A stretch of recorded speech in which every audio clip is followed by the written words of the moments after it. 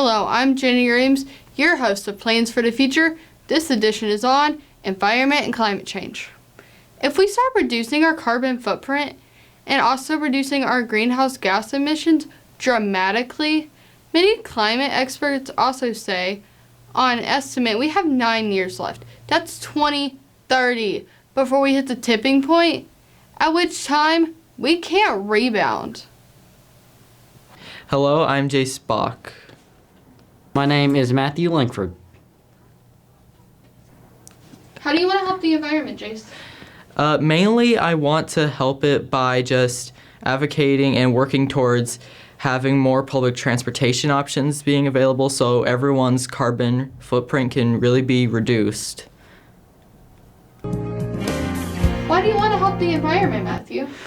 Because as we know, global warming is a serious thing, and if we don't do anything, many countries are below sea level, and they can sink and will kill millions of people. And one way I believe we can do this is by switching from fossils to electric by using wind turbines or electric cars or anything that does not involve fossil fuels. What's your opinion on the effects of climate change? I think it can be really serious if nothing is done about it. It really can affect the weather and how much it harms people. Really, just coastal climates also are really affected by it, and it can really harm everyone on Earth if we continue down this path.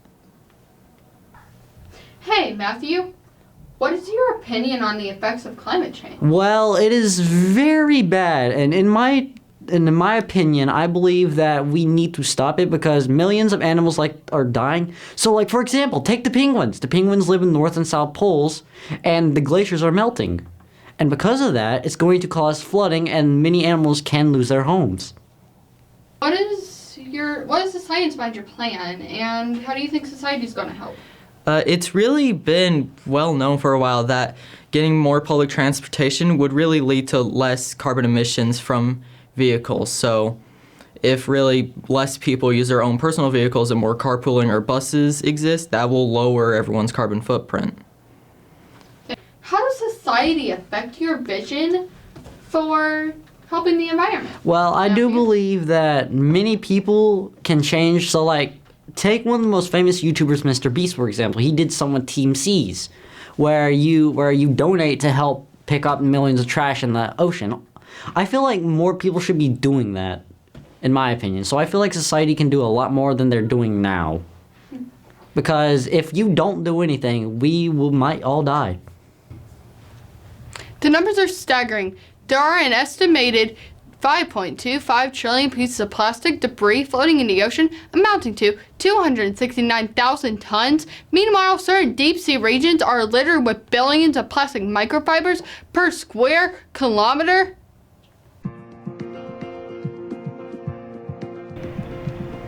Why do you want students to be involved with the environment? I think taking care of Earth and the environment is extremely important.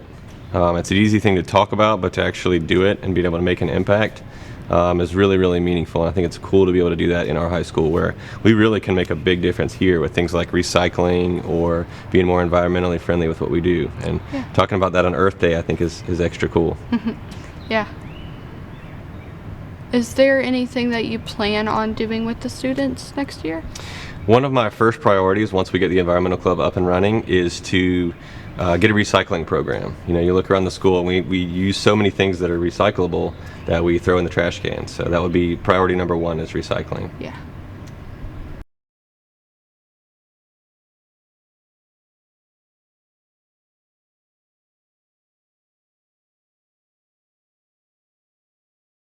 There are also government agencies like the EPA, and you can look at their website at www.epa.gov. This will show you more about the environment and what's affecting it.